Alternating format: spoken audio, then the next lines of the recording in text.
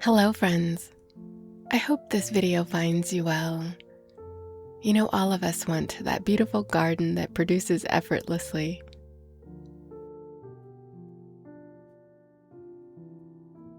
But the reality is, most of us don't have the circumstances which allow us the means, the time, or the energy into maintaining such a garden.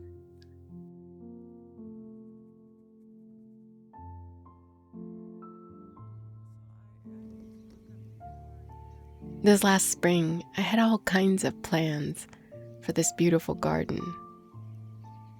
Of building 2 container boxes, but of course reality set in. The wood was really expensive, and I realized I had to settle for a smaller garden this year.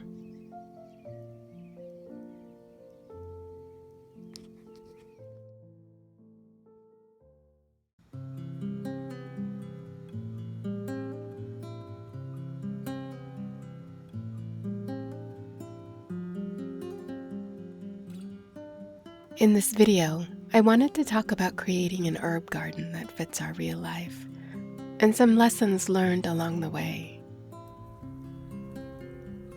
Some good questions to ask would be, how much sun do you actually have, inside or outside? How often will you honestly water? Not giving your herbs the right amount of water or sunlight will not only affect the growth and the taste, but it will also affect the nutrient levels and the healing properties. Are you gone on the weekends? Do you love pruning? Do you cook every day? And do you like to drink tea?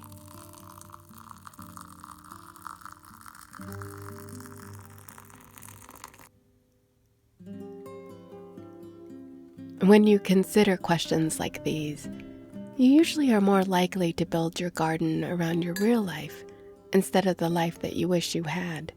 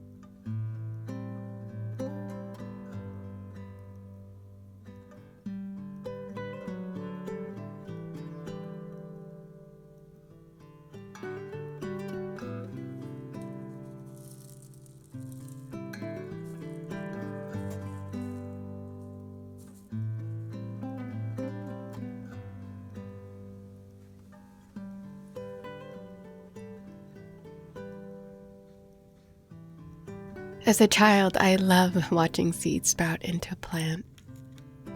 This spring, I started sage, basil, lavender, lemon balm, and a few vegetables from seed. It was so exciting to see seeds sprout, but not every seedling made it into the garden.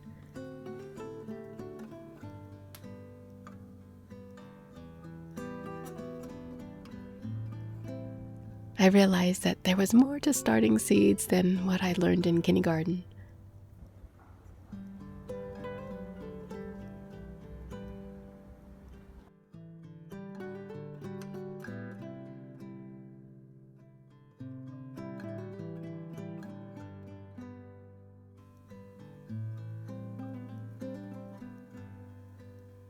Some started out beautifully and then struggled as they moved into bigger pots. And I'm reminded again just how delicate seeds are, and that any new idea we have, that are still in seed form should be protected and guarded as well, before we share it with others. Without meaning to, people can uproot our dreams before they have a chance to take root.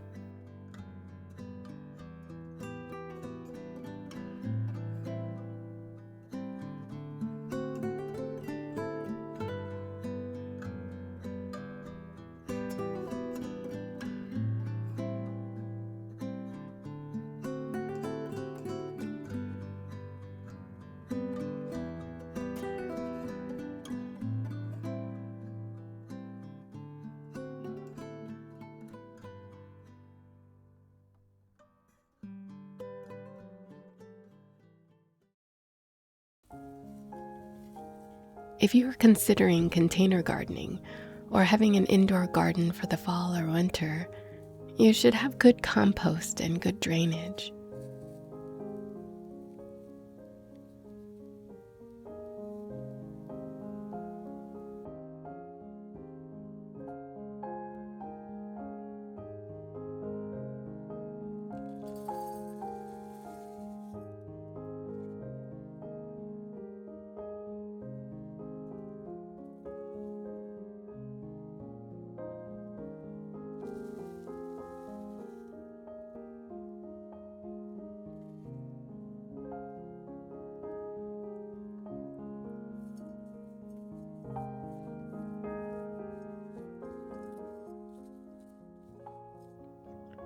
Herbs can experience root rot and delayed growth if you don't have good drainage. However, people differ on what is considered good drainage.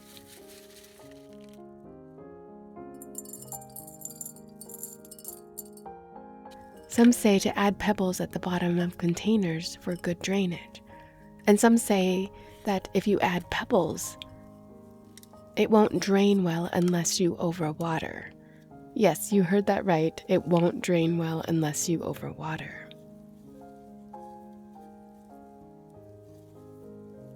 I've actually had mixed results with and without pebbles.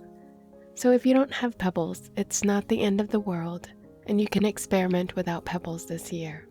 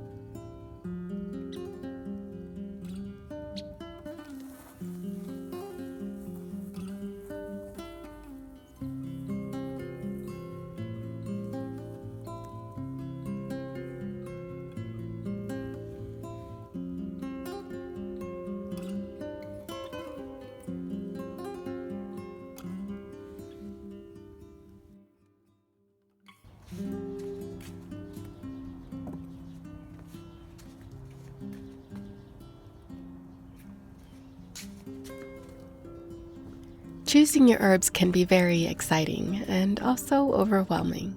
But here's some good news. You really can't go wrong with most herbs that you pick, and most have a lot of beneficial properties, such as being good for digestion and being antiviral or antibacterial. However, if this is your first time, you may start with just more resilient herbs. The ones I've been most successful with have been anise, thyme, and rosemary. They can survive the winter outdoors and come back year after year, and most importantly, they can take a bit of neglect. Rosemary is one of my favorites.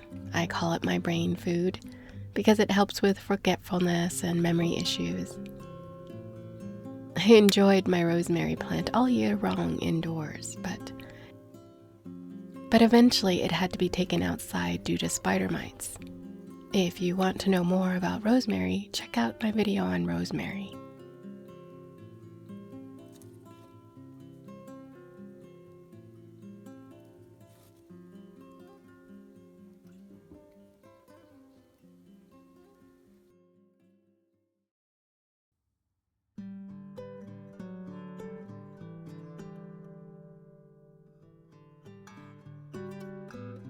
Basil and peppermint are very popular, but they need to be harvested often.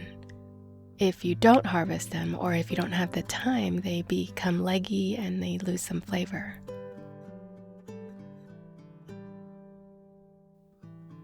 Interestingly, peppermint, basil, and rosemary are all good for hair growth.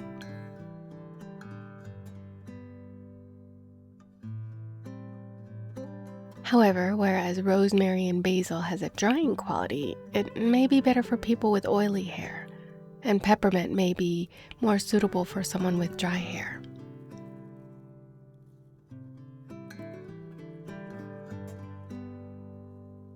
Some key thoughts for harvesting. The time of harvest should be early in the morning, before you water your plants. This may make them less susceptible to mildew or mold.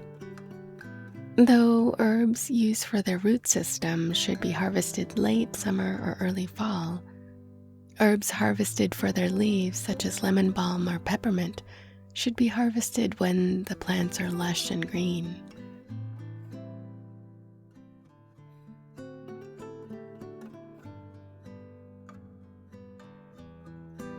And of course, herbs with flowers such as calendula or echinacea should be picked when they are in bloom.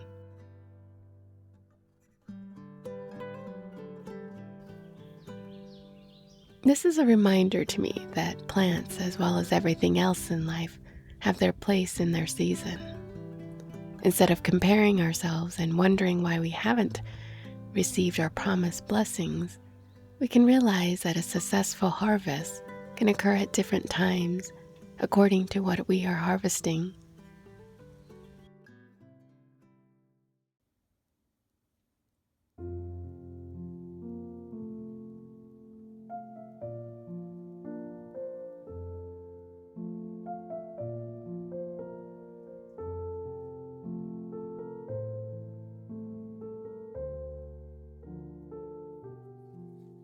In addition, I keep relearning the lesson that more isn't always better. If we grow more than we need, we obviously can dry them and put them in the freezer. But keep in mind that herbs don't have a long shelf life, and your body may not be able to handle daily tea drinking from different herbs at once. We may have to toss out herbs that we don't use, so plan in a way to minimize the waste.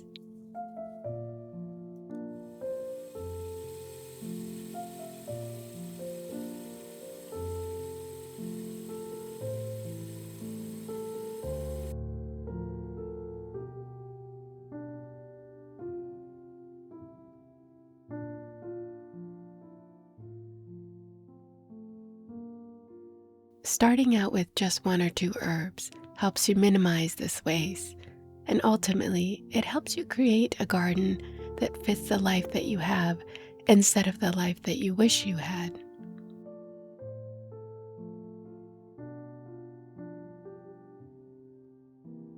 I hope that you have been enjoying your summer so far. Until next time, please take care of yourself.